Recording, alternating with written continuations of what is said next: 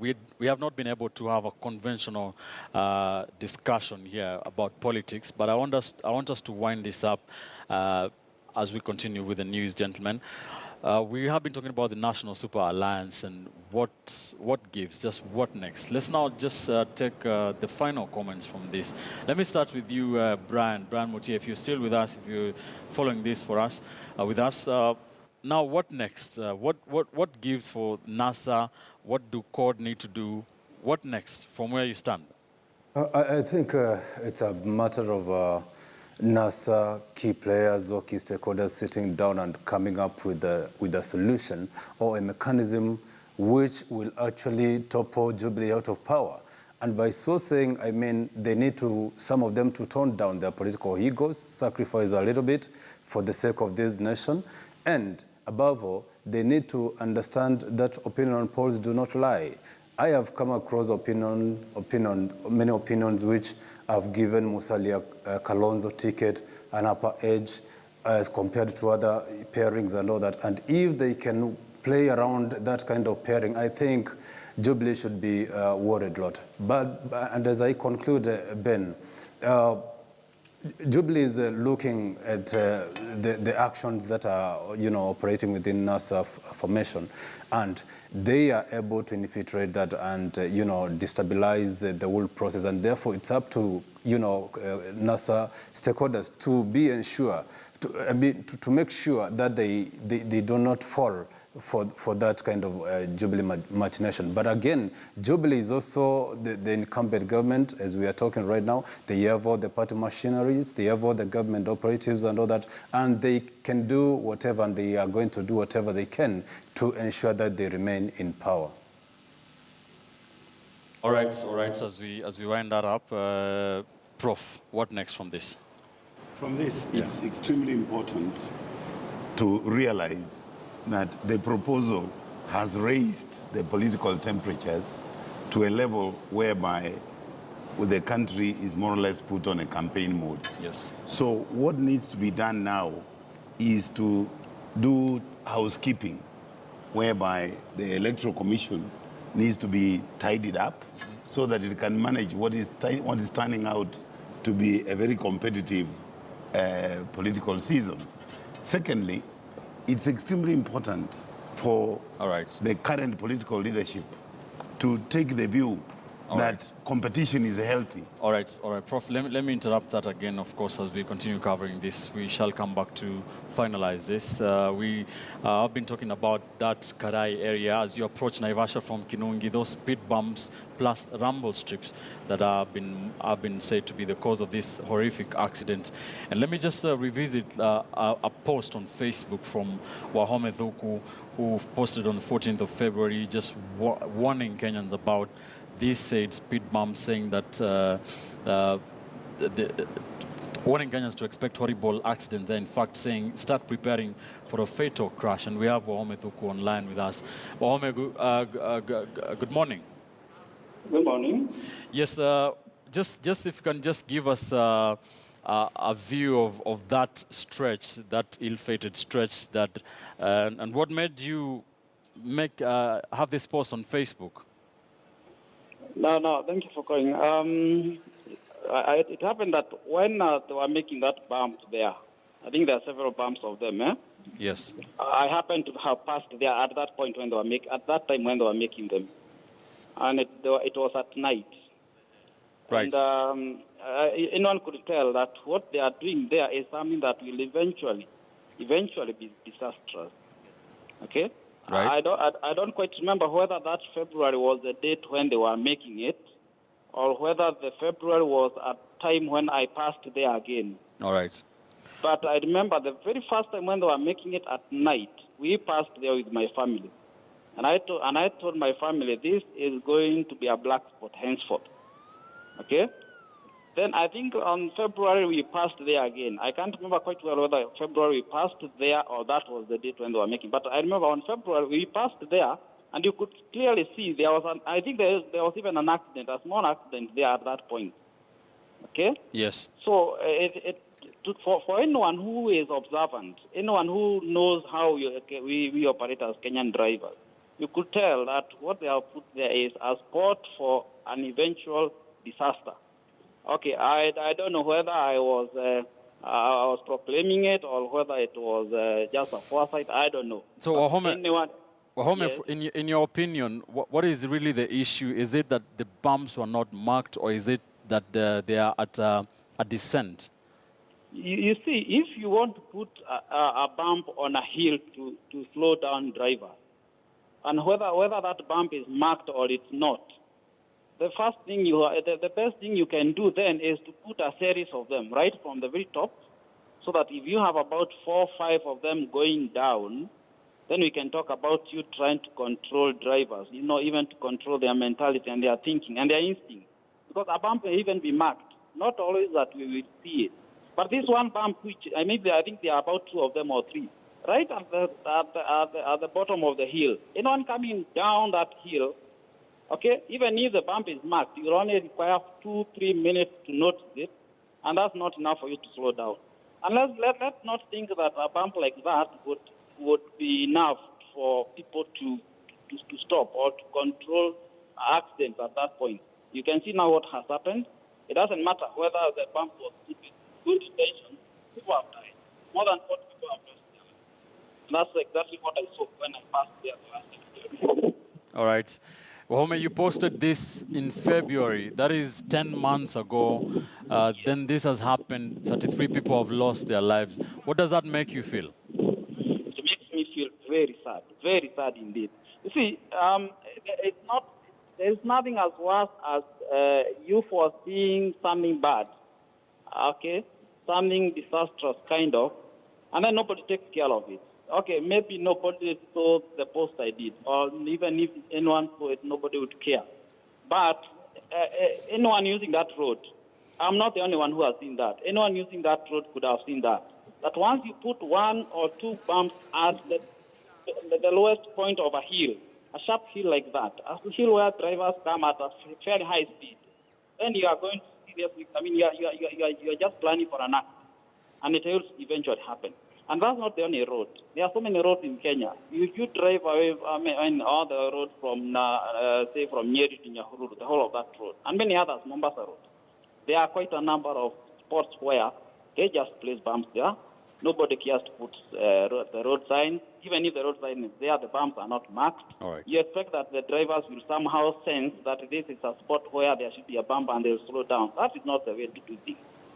All right, thank you, Wahome Thuku there, who posted, who had a post on Facebook warning of the said speed bumps along just near Kinungi. We are continuing our coverage of this developing tragic story. But first, in just under a minute, we want to wrap up our conversation here. I want to just 20 seconds each to wrap up. 20 seconds, Prof. NASA. First of all, I would like to say that NASA is an idea being posted in order to enhance political competition in the country. There is no need to get angry about it, get upset. Is that aimed at Bonke? All right. Ososi, 20 seconds only, please. Number one is that contrary to the cheap propaganda that Jubilee government is peddling around about NASA, that our interest is about sharing position. The truth is that NASA interest is bigger than just sharing position. That's why we are saying we want to have trade unions, we want to have civil society, we want to have the business community. 2, there has been a notion that some leaders within NASA are a bit jittery about the whole idea.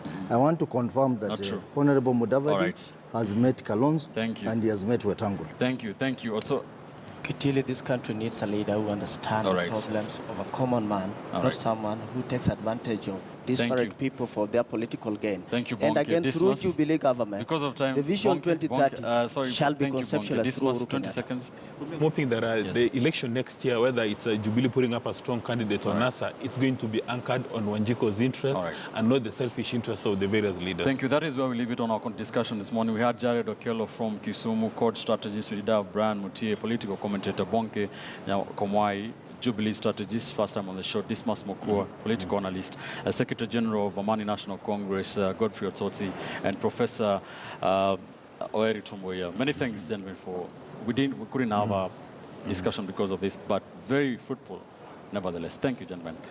That is where we leave it on our political discussion on Sunday's edition. But we continue with our coverage of that horrific, tragic accident along the Nairobi, Naivasha, Nakuru Road. And of course, let's now just recap that press briefing joint that, of course, aimed at telling Kenyans what the latest that the government knows is. Let's listen in to CS Interior, Joseph Nkasheri. So that we are all very clear. First of all, I wish to state that the government wishes to send our heartfelt sympathies and condolences to all the families and friends of those who've lost their loved ones in the last night tragic accident which happened along Nairobi-Naivasha Road. We all need to know that last night, on the 10th of December 2016, at around 21:45 hours, that's 9:45 p.m., a Kanda, and I want to repeat this for clarification, a Kanda registration number UAK 59C,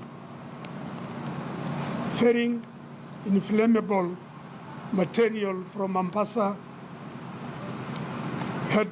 possibly headed to Uganda, and while at a place called Karai, near Naivasha, this vehicle hit a bump and lost control, and it veered up to the other lane of oncoming vehicles, and in the process, 13 vehicles got involved in these accidents, and therefore, arising from that, we have 33 fatalities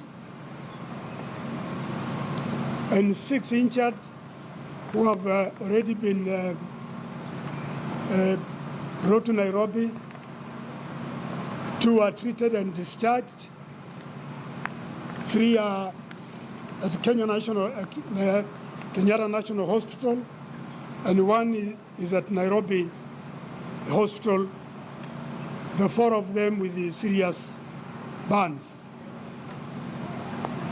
What we have done so far as a government, we have removed the bodies of the victims, and they are on the way to mortuary, Chiromo mortuary for identification. The government has also initiated inquiry, and also the road has since been cleared. As you all know, this is a national tragedy, and we need to be very sensitive to the feeling of the families who lost their loved one.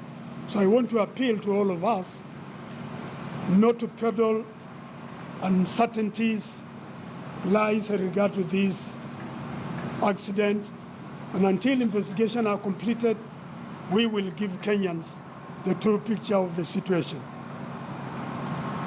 And I also want to appeal that as we enter the festive season, the government wishes to appeal to all road users to be cautious as they go to their homes for this very, very important season. The government will continue to keep the press and the public informed of new developments as appropriate and as they occur. We recognize this is a sensitive issue, and call upon all to be patient as we continue with investigations. Once again, our thoughts and hearts are with the loved ones of those who have been affected by this tragedy.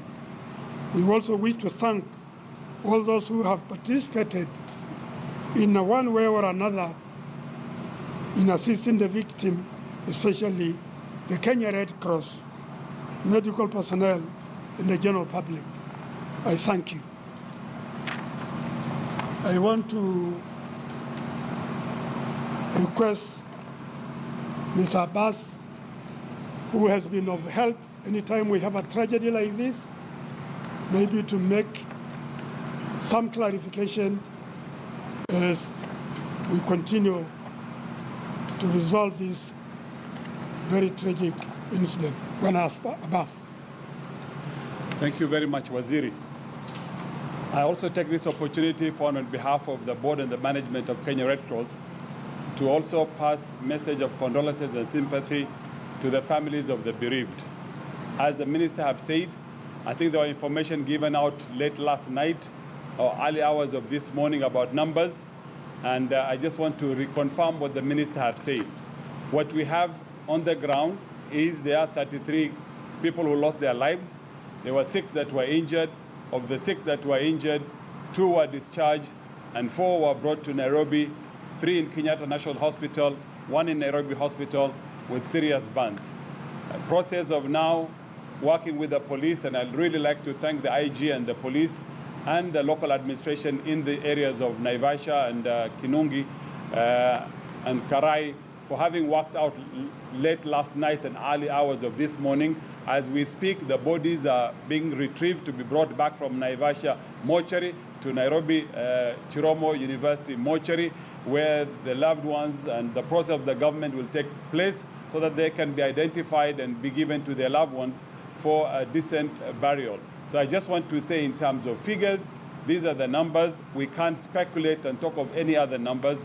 In terms of the response, I, for one, would like to commend the government for the excellent work that has been done. It is during these times that some of us may be out there to criticize this or that, but I can say even in developed world, what has happened last night or this morning is what any country in this world would have done in terms of the response for those that were wounded and in terms of for those who lost their lives, for the bodies to have been all collected, preserved and taken to Naivasha mortuary last night, and now this morning to be brought here. So I just want to say that that really we should commend the government, we should commend the local population in these areas and motorists who actually came together to collectively work on this issue. And that's the way things should happen when disasters occur. And I just like to urge you, colleagues from the 4th Estate, to really appreciate what is going on. Thank you. Thank you very much. Thank you very much. Also, I have PS Transport here with me. Maybe you can make some comment. I responded to the questions. Okay.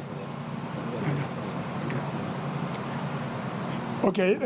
If you have any clarification you want to know, any question you have, please. Yes, madam.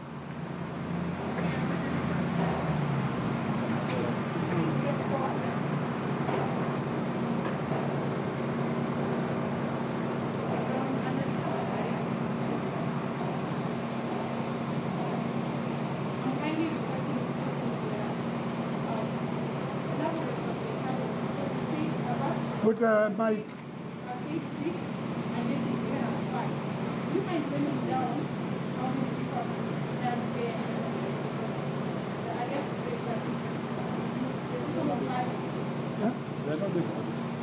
There are no difference at all. But you're not even coming. I couldn't hear you well. What I'm saying is, I'd like you to break down the number of people. Yeah, 2 plus 4. 6, 2 have been discharged, 3 are in Kenyatta National Hospital, and 1 is in the Nairobi Hospital. Yes, Blue?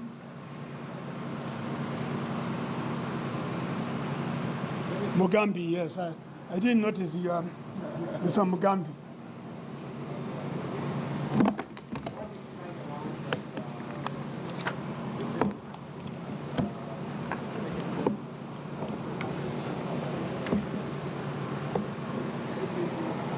You're not clear. We can't hear you. What is going on with the accident?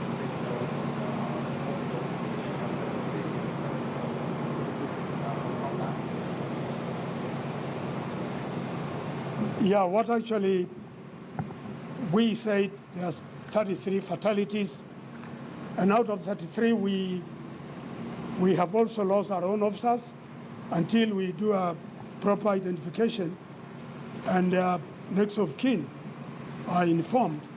I would rather leave it at that. As you know, these are very sensitive issues when it comes to security organs. So I just want to make it clear that among the 33 fatalities, we have also lost our own officers. Thank you very much. The issue of bumps on the highway, there are questions that there are no signs made on the road, especially on the highway, by the ministry or agency concerned. I don't know, as the police, you are aware of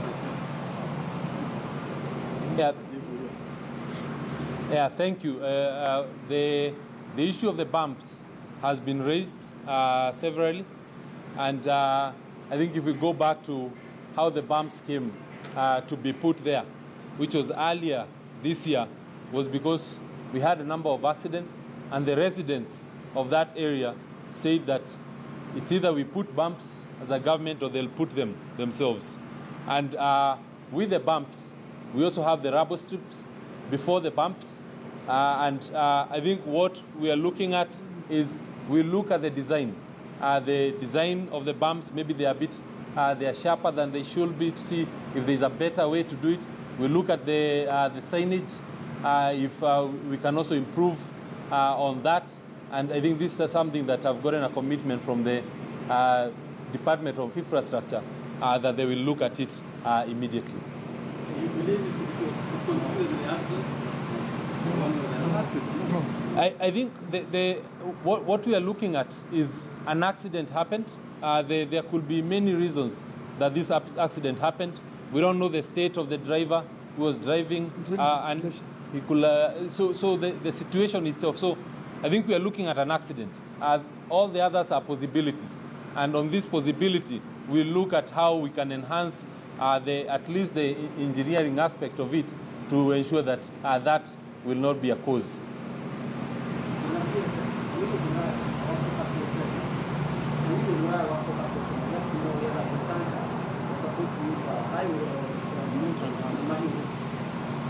I think also to clarify, the other item is, as the CS mentioned, it was a light truck, a canter. It was not a tanker, and it was not carrying fuel. It's not a fuel tanker. The fuel tankers are the ones that are required to use the Mai Mahiu route. This one was a normal truck that was actually where it had not broken any laws in being where it was. Having visited the scene, would you say that the bumps are visible and they are appropriate signage? I think I've mentioned about the bumps and in terms of for the visibility of the bumps, before you even hit the bumps, we have rubber strips. So the rubber strips are meant to slow you down. So anyone driving will have hit the rubber strip first. In terms of signage, we do not have adequate signage, and that's a fact, and we'll be addressing that as well. I think what is important here is that a tragedy has taken place. The government is investigating. We will tell Kenyan exactly what happened, and what I think we need all of us to do is to offer sympathies and condolences to the people who lost their loved one. And you allow the government to conclude investigation, and we'll be able to tell you whether the cause of the accident was the bump or careless driving or what. We will appreciate indeed for you to pass this and be part of this very, very important message. I thank you.